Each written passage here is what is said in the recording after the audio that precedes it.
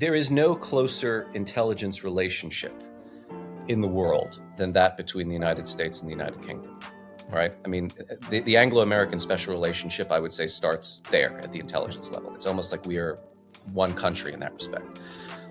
I have heard from people who, former but not so former, on the British side, we are probably not going to be giving everything. That is a staggering development.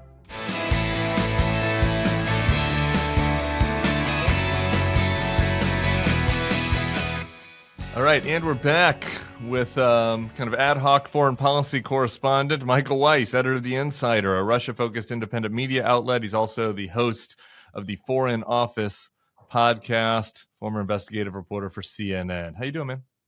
Good, man. How are you? So much happening in the world. Apparently, we have a coup in South Carolina.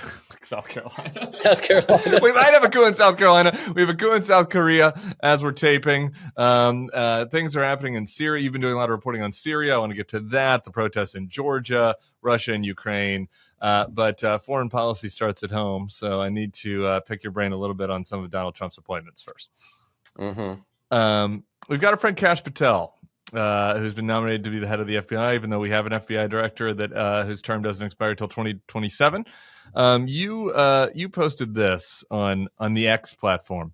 The FBI arrested more than 1,200 January 6 insurrectionists who falsely claimed the 2020 election was stolen.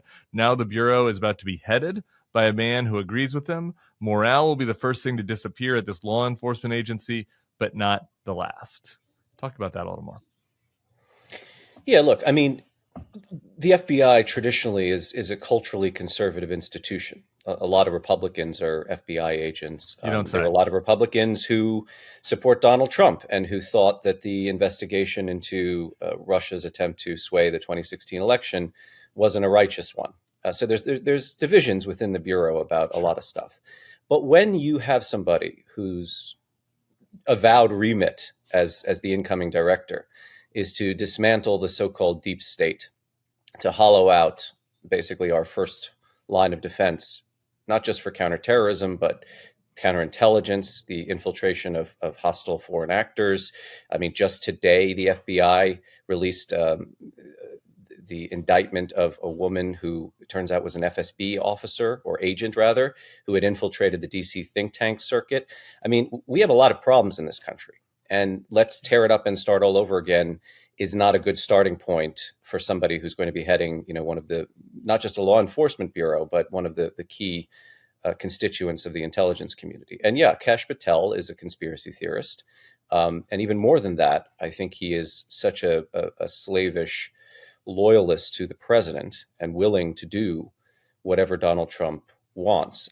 John Bolton, a guy I'm not super fond of quoting, I think had a fairly good line, which is, this is going to be Trump's Beria, which is was Joseph Stalin's head of state security, and then, rather famously overthrown himself when Stalin died. I don't think Bolton is using those words lightly. I think that there is a great deal of fear and mistrust. And I think in terms of morale at the Bureau, I mean, a lot will depend on what he actually does on day one. A lot is also going to depend, frankly, on, this is a sprawling government agency like any other. It has bureaucratic mechanisms in place. It has people who are professional law enforcement officers, but also civil servants who know how to stop radical change from happening, at least overnight. Whether or not those bulwarks and sort of institutional obstacles remain in place, I don't know. I'm hearing that they were very much in place during the first Trump administration. So a lot is going to depend on that. A lot also, frankly, is going to depend on the president's own feelings about the FBI. So prior to this appointment, I was hearing scuttlebutt, and take this with a pinch of salt, but that actually his relationship with the Bureau has improved somewhat because of the assassination attempts on him. And I would add to that also because there is not, so far as we know, an active counterintelligence investigation into his activities with various and sundry foreign governments. So he may decide that actually now the Bureau is that Egypt money, job. that Egypt bag investigation is over. And also, look, I mean, keep in mind the Iranians are still gunning for Donald Trump. Yeah. It's the FBI that's stopping the IRGC from killing him. And Iran, he has no love for, as we well know, right? Russia's a different story, perhaps. But yeah, it's just a terrible appointment for so many reasons. And again, I mean, I've yet to see the impact day of, but right now I'm getting a real sense of foreboding from people, both working in the FBI, but also who have left the FBI and are certainly aware of the culture. Yeah, two thoughts on what you said there. One about the Patel being a conspiracy theorist. We covered this pretty thoroughly with Elena Pot-Calabro yesterday, but there was this one nugget that I had missed that I think it's worth sharing with everybody. When Patel was promoting his children's book about King Donald, who was persecuted by his political foes, he offered 10 copies in which he signed the books and added a special message. WWG1WGA, where we go one, we go all, which is the QAnon slogan. So he's like signing children's books for people with the QAnon slogan. I mean, like he's not exactly. It's not like he's like a casual conspiracy theorist. He's one of the main promoters of the right-wing conspiracy theories that led to Pizzagate and January 6th and on and on. And QAnon is absolutely the subject of investigation by the FBI, right? So I mean, this is the problem when you're big upping, when you're amplifying the very enemies of the United States that the agency you are now meant to head is meant to be keeping tabs on and arresting when they commit crimes. I'd say that's a big problem, wouldn't you? I'd say that's perhaps even a national security breach. Yeah. And this is what I mean. And also, look, you know, there's a list of people, that the enemies list that Trump and his confederates, including Patel, have compiled, which include former FBI officers and directors. And, you know, again, G-men don't like it when you start going after their own kind. You know, there is a camaraderie that obtains here, even if there is, as I mentioned earlier, disputes about protocol and practice. And I'll give you one data point, which I think is kind of revealing. So because of the aftermath of the Crossfire Hurricane investigation, the Mueller report, and then Trump's attempts to not just relitigate this, but dismantle the very premise and raison d'etre for these things, which was rooted in legitimate counterintelligence concerns. Morale took a beating at the Bureau, such that, I mean, I was told that agents who should be applying for 302s and you know, doing surveillance and going through all of the paperwork and bureaucratic protocols to do their job and surveil subjects or persons of interest, decided, you know what, juice ain't worth the squeeze, because I don't want to be hauled before Congress or have my name outed in the New York Times and then start to have my family swatted by MAGA and QAnon crazies, right? Right. So imagine what's going to happen now. And that's you have to answer to already. A guy like Kash Patel. Correct. That happened already. Yeah, I mean, no, it's happening currently. It's happening. Yeah. And yeah, there's going to be a lot of early retirements, I would expect. Yeah. A lot of people who just they're not going to want to have to put up with this. And they're going to be fearful for not just their livelihoods, but, you know, as I say, being doxxed and exposed as perfidious agents of, you know, the American Stasi or whatever the hell these people are portraying them as. I know. I've already been talking to some ex-agents that are experiencing that type of targeting during this transition. So just one more thing. I just broadening it out beyond Kash, and you have Tulsi at DNI and Hegseth potentially at DOD. It's a little bit of a mixed message you get with having then Waltz and Marco in other positions. I just like the broad. It's a veritable team of rivals. Yeah, I don't think it was intentionally a team of rivals. It was a team of rivals if you're thinking about it as like the panel and the five. You know, right. You want to make sure you have all of the points of view represented from a Fox News panel. It's InfoWars and WikiLeaks team of rivals. Yeah. But the same issue with Patel, I think it has to be a question like with your sources across, all the national security posts, across the intelligence agencies, across the law enforcement agencies.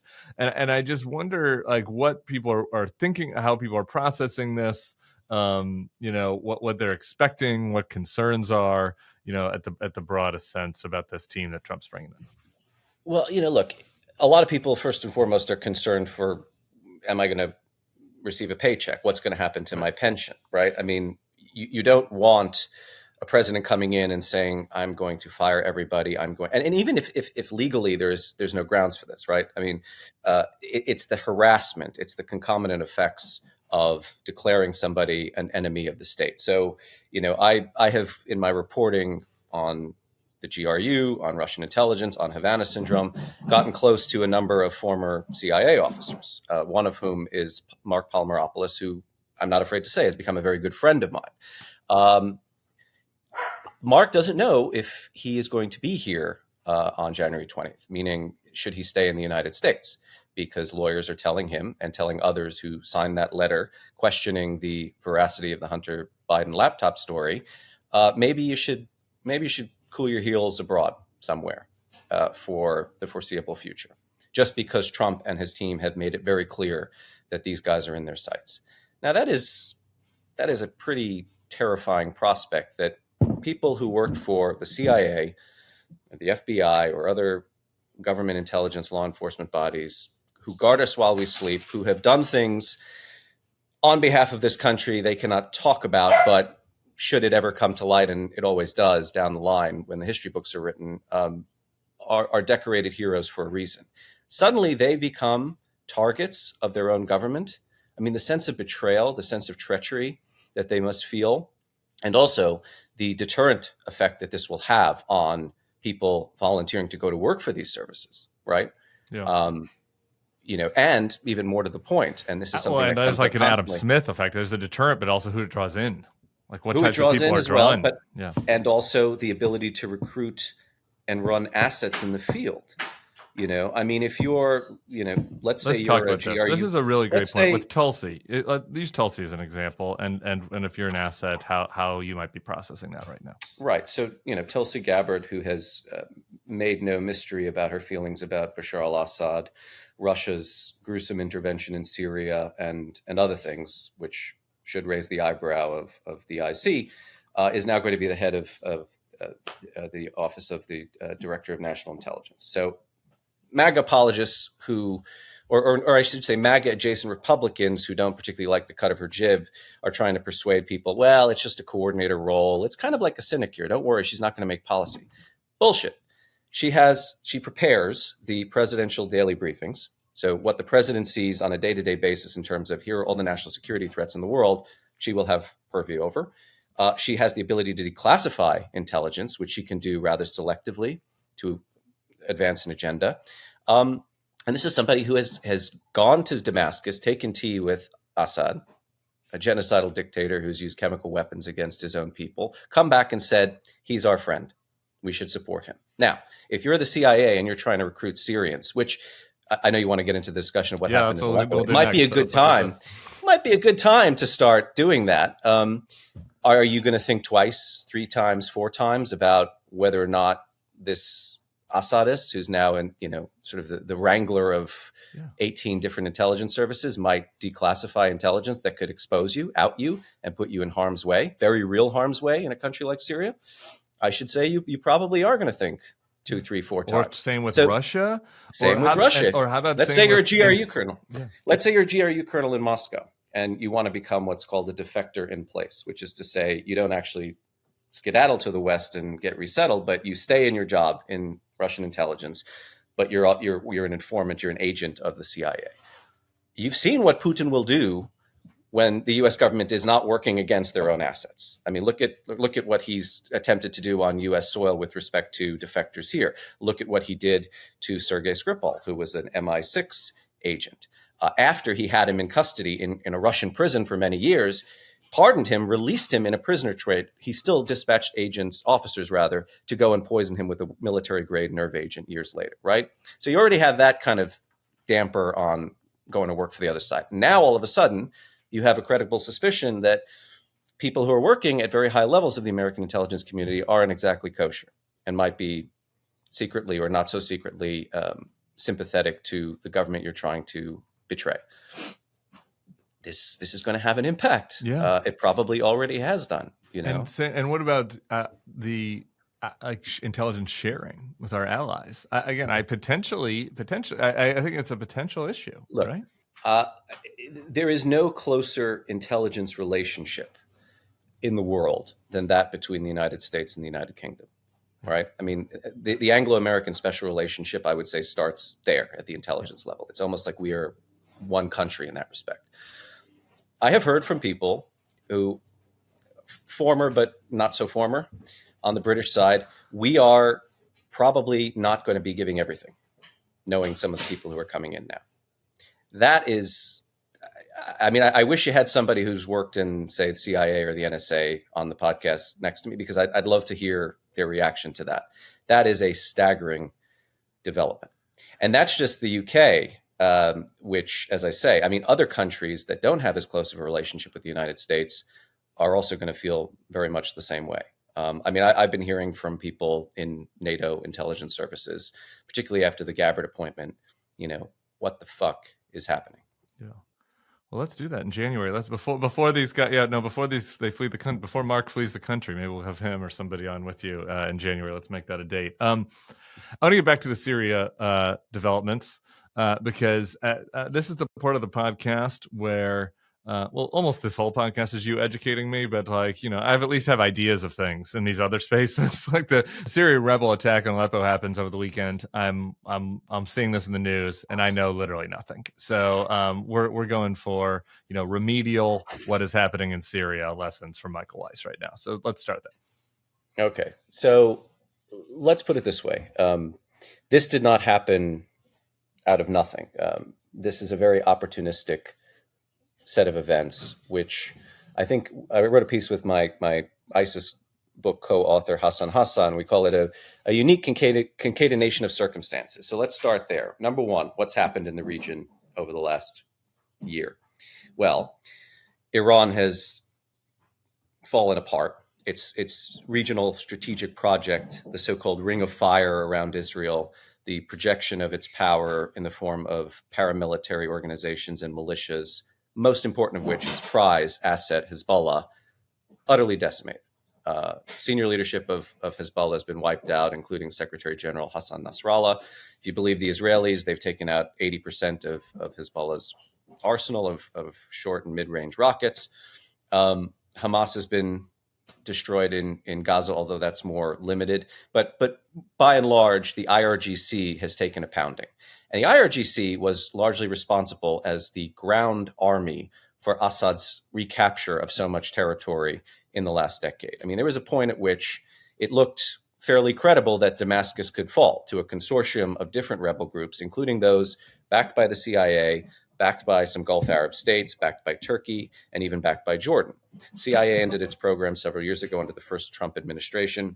We have no assets in place here except in one base in southern Syria, Al-Tanf. So former Free Syrian Army rebels we recruited and are stationed there. And mostly they're there to kind of monitor Iranian shenanigans in that part of Syria.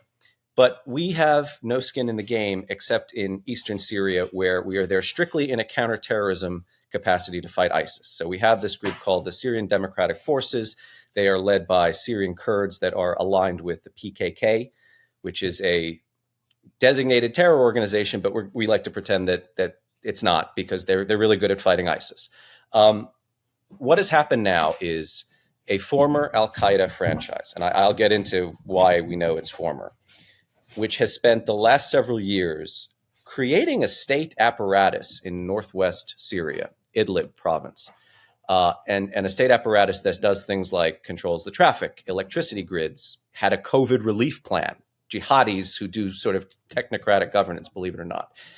They have been champing at the bit to go on the offensive against Assad because they realize he has never been weaker than he is now. As I mentioned, his strategic partner, his patron, the Iranians, are a busted flush, more or less. The Russians are, as you may have noticed, preoccupied elsewhere. And so they have been asking their patron, the Turks. The Turks control the border crossings in northern Syria, at least in this part of the country. They pay the salaries of HTS, the group I alluded to. They give them weapons. They have garrisons in Idlib, including with artillery, that are there to protect HTS from Russian and Syrian onslaught. The Turks have kept them at bay for several months, saying, no, we don't want you to go on the offensive. Can you talk to us about why the Turks are sponsoring them? Can we get just a brief aside on the Turkish perspective here? So the Turks have absolutely no problem lying down with Sunni Islamist radicals, particularly those who will advance. Turkey has one overriding national security concern in Syria, and that is the aforementioned PKK. And for many years, since our counter-ISIS mission got underway 2014, Turkey has been pissed off at the United States for partnering with, as I say, a designated Kurdish terrorist group, designated by the US, not just by Turkey, by the way, which Turkey has been on and off at war with for 40 years. This is what started as a separatist movement inside Turkey. These guys, their headquarters is the Kandil Mountains, but the Syrian branch or affiliate of it is now our eyes and ears on the ground in eastern Syria to contain and ensure that ISIS does not come back and rebuild the caliphate. So the Turks have maintained this is ludicrous, this is contradictory and also insulting. We are a NATO ally.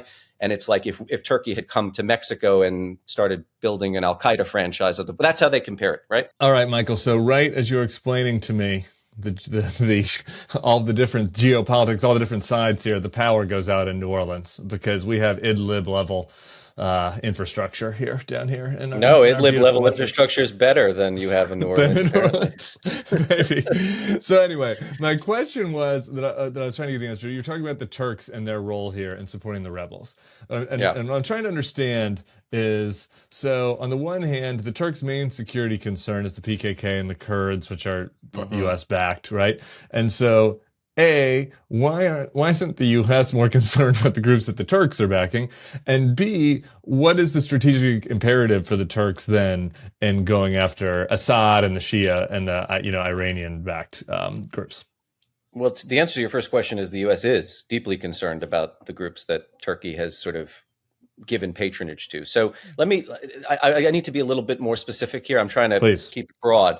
So the Turkey has its own consortium of /ex-Free Syrian Army members and frankly just mercenaries that they have built over time, known as the Syrian National Army.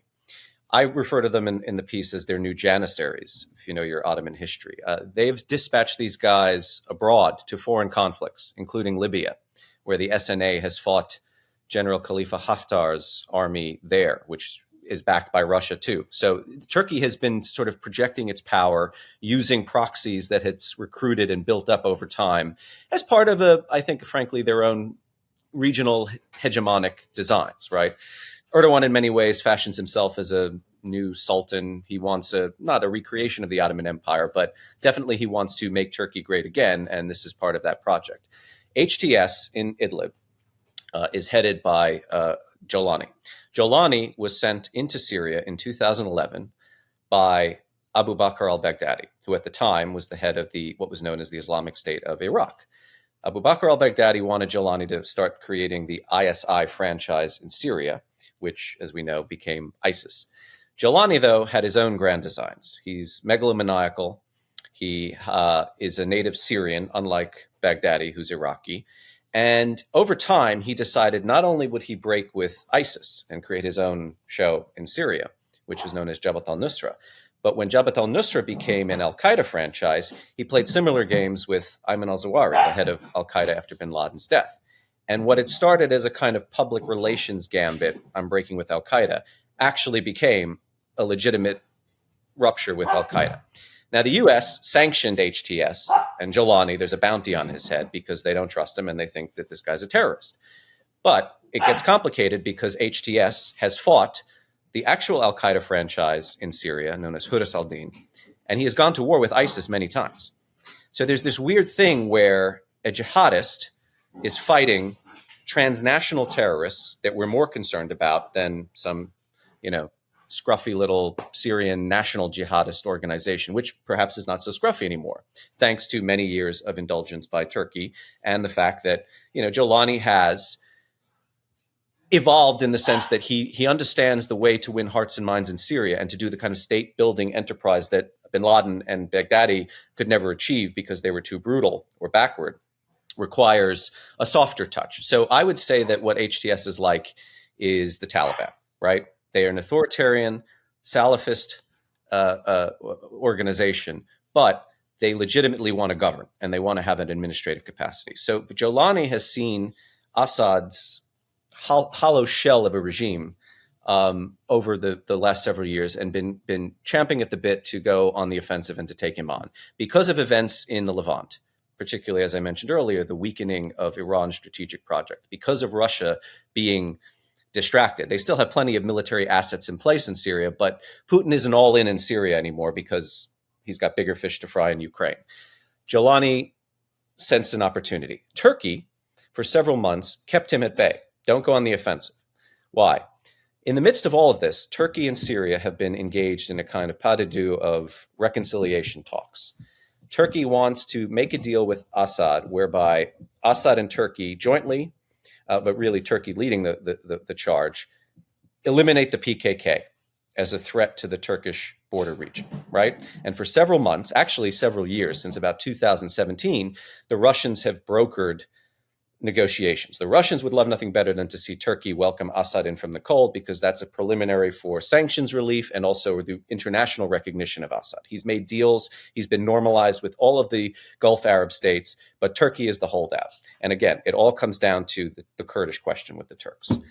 Finally, in the last month, MBS, the Saudi crown prince, tried to organize a face-to-face meeting between Erdogan and Assad snubbed him. So Assad, who is this petulant pygmy in Damascus, who has mortgaged his country to Iran and Russia, who 1/3 of the country is an American protectorate, and the northern half of the country is a Turkish protectorate, completely at cross purposes with one another.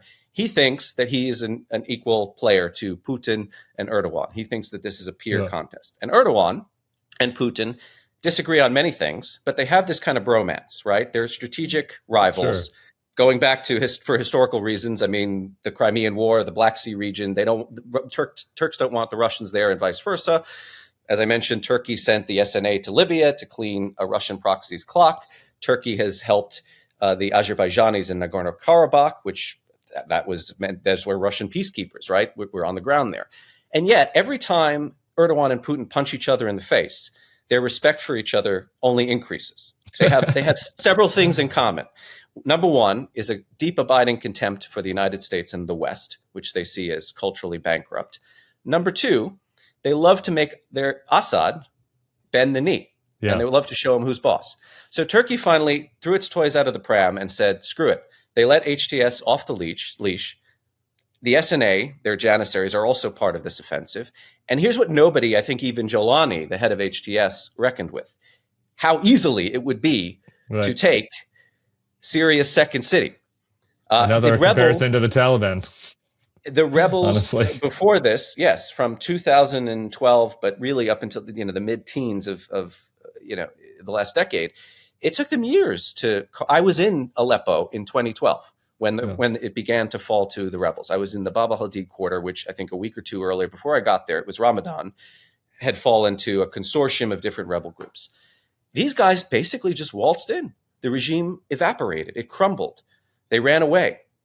And now HTS finds itself the keeper of not just, I think all of Idlib province is now theirs, but most, 90+% of Aleppo province.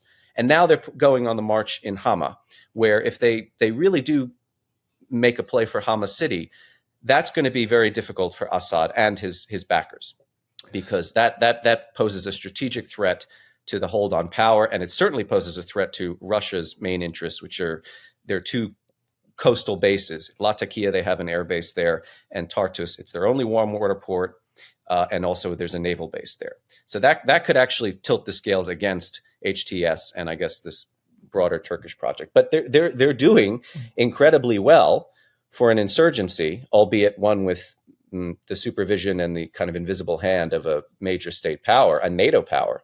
And the United States is sort of nowhere to be seen here. Yeah, this is where I want to go to. I want to get to the Russia part of this to close the pod, but just on the U.S., it seems like we're nowhere to be seen here because we don't have. Who are we rooting for? Not to put this into sports terms, but there doesn't seem to be like a clear benefit on either side. No, I think to the U.S. interest. Right. So the National Security Council put out a statement, sort of mild delight at the fact that Assad's sort of getting buffeted because, as they said in the statement, this is what you get for relying on Iran and Russia. Happy in a way to see Iran's clock further cleaned by HTS. But there is no love for this organization, right? They're a designated terror group. A lot of people in the IC believe everything that I've just told you about Jelani's state building, that's all just a fig leaf for, Al-Qaeda light or Al-Qaeda curious, as I think Mark Polymeropoulos put it on MSNBC. Yeah.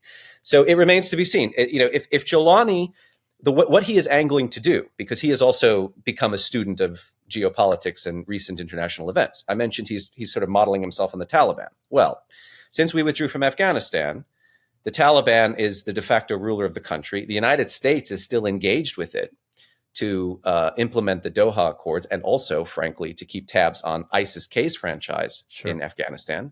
Taliban is at war with ISIS-K. Russia is basically on the cusp of recognizing the Taliban diplomatically, lifting sanctions. I mean, Putin is on the record saying these guys are the de facto rulers and they're our ally in counterterrorism. So Jelani is saying, ooh, I want some of that. Yeah, get Putin me some of that Taliban action. Sides. Exactly. He's like, I am your ally in counterterrorism. I fight ISIS. I fight Al-Qaeda. I have no quarrel with Iraq. I mean, it's kind of extraordinary because ISIS is a genocidal organization that thinks all Shia, the Rafida, they are only meant to be put to the sword. Jelani is saying to Shia-led Iraq and the militias, which are built by Iran, stay out of my country and I'll leave you alone. That's heresy to ISIS. And yet this is part of his kind of pragmatic approach. Now, whether he's successful or not, I have no idea. I mean, you want to lose a bet, try to predict what's going to happen in Syria, right? But a lot of people did not see this coming, least of all, I think, the American government. And now we're kind of like, hey, my name's Paul, and this shit's between y'all. Like, we have no skin in the game. Let's see how it plays out. Except to protect, again, the SDF in the East and ensure that ISIS remains down and out. Longtime listeners of the pod are familiar with, kind of my love-hate affair with the neighborhood cat Aretha that we have quasi-adopted and that we definitely feed, which ended up working out with the new sponsor of our podcast, Smalls. Smalls cat food is protein-packed recipes made with preservative-free ingredients you find in your fridge, and it's delivered right to your door. That's why Cats.com named Smalls their best overall cat food. Smalls was started back in 2017 by a couple of guys home cooking cat food in small batches for their friends. A few short years later, they've served millions of meals to cats across the United States, including Aretha. It's a boy named Aretha, which I might have mentioned before. Came up onto the porch originally. We were playing some Aretha Franklin and assumed, I don't know why we assumed it was a girl, loving girls being cooler, maybe was why. Learned later from folks who've been in the neighborhood a little bit longer that Aretha was in fact a boy, but this is kind of the boy named Sue vibes with that cat, so we stuck with the name. And here's the thing. The cat is now just like coming up to the house to get fed every day. So we've created a mutual relationship between Aretha and Smalls and us and my child. It's nice for me, actually. I don't have to get her a cat for Christmas. Don't tell Toulouse. All right. At this point, you might be wondering, why can't I just feed my cat kibble? Believe it or not, your cute kitty descended from ferocious desert cats who hunted live prey for food. And your cat isn't any different. They still need fresh protein-packed meals to be at their best. So, give your cat the gift of great cat food this holiday season. Head to smalls.com/thebulwark and use promo code THEBULWARK at checkout for 50% off your first order plus free shipping. That's the best offer you'll find, but you have to use my code THEBULWARK for 50% off your first order. One last time, that's promo code THEBULWARK for 50% off your first order plus free shipping. Hey, y'all, if you love this podcast and want to listen to all Bulwark podcasts ad-free, join Bulwark Plus today. You can click the link in this description. You'll get the best politics newsletters in the business, and you can become a Bulwark Plus member right now. We'd appreciate it.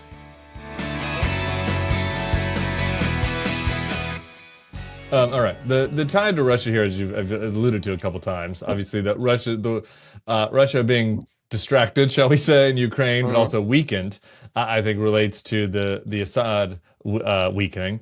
So I'm curious your view just on the other news out of Russia recently is the crashing of the ruble and kind of their economic stability teetering. Yep. And so I'm curious your view on just that, the domestic status in Russia, and as well as the status and the latest in the war in Ukraine. Yeah. Look, everybody I ask, how long can Russia sustain this war? Let's start with their losses in manpower and material. British intelligence estimate that over 700,000 Russian forces have been taken off the chessboard. This is unbelievable, extraordinary. I mean, it dwarfs what they lost in Afghanistan, which of course helped precipitate the collapse of the Soviet Union.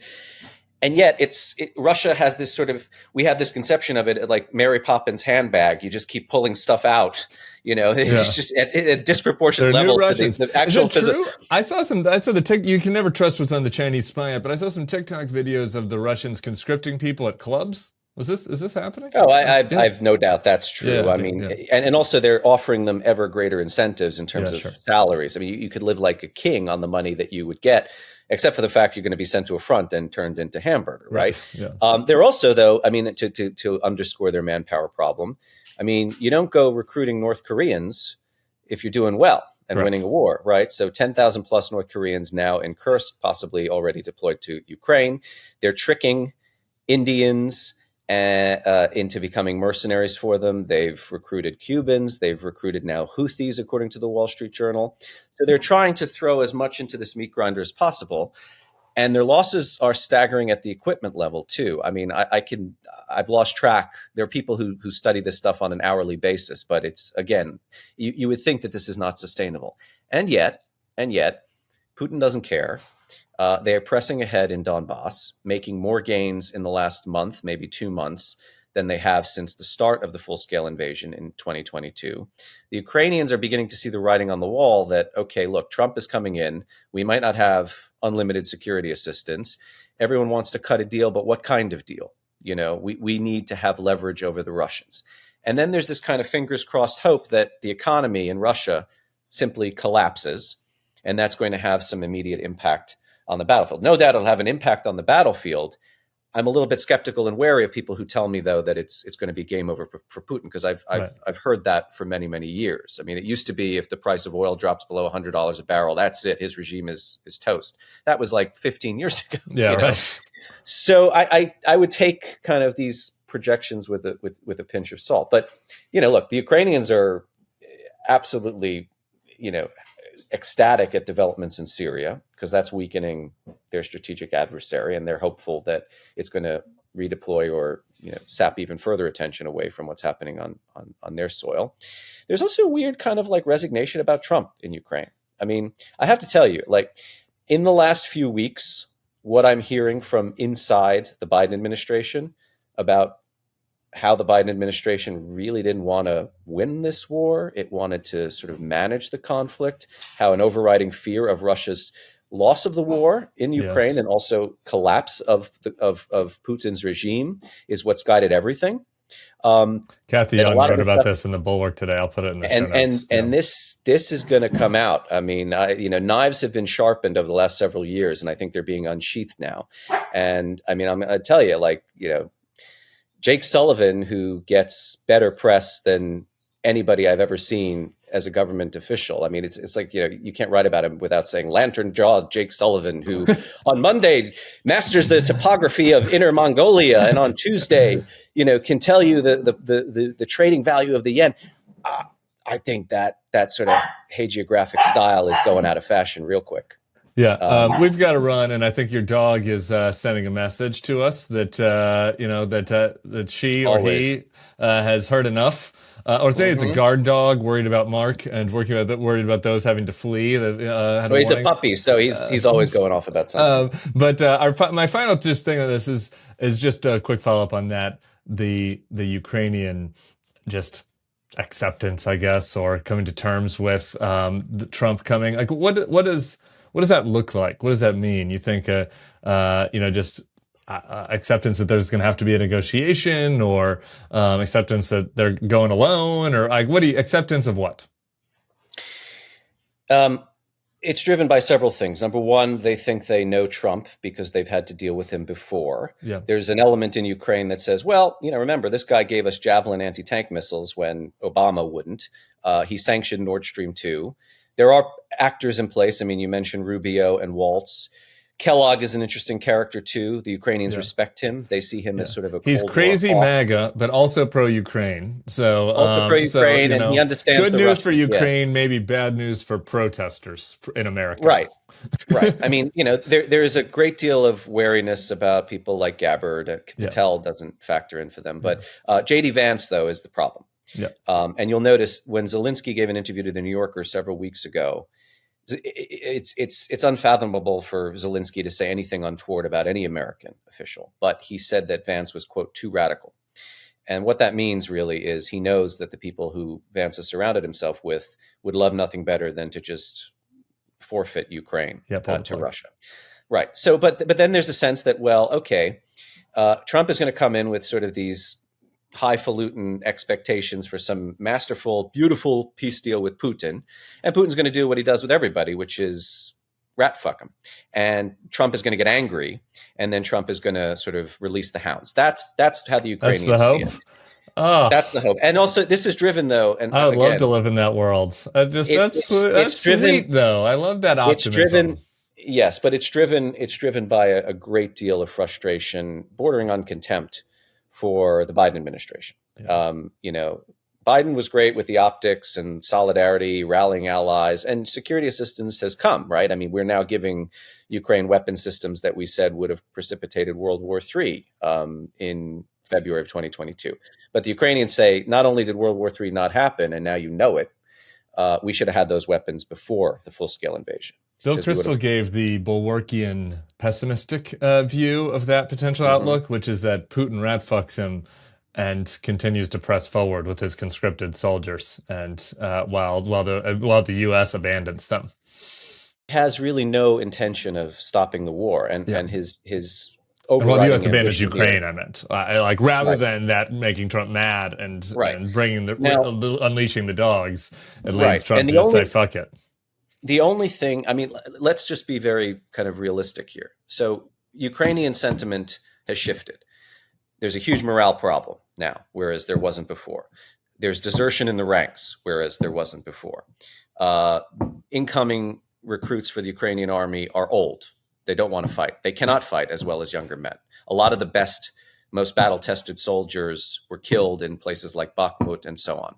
Ukrainians will not, and Zelensky cannot afford politically to do a deal with the Russians unless there is real security guarantees, not like a Budapest memorandum kind of thing where we pledge to consider maybe one day bringing Ukraine into NATO.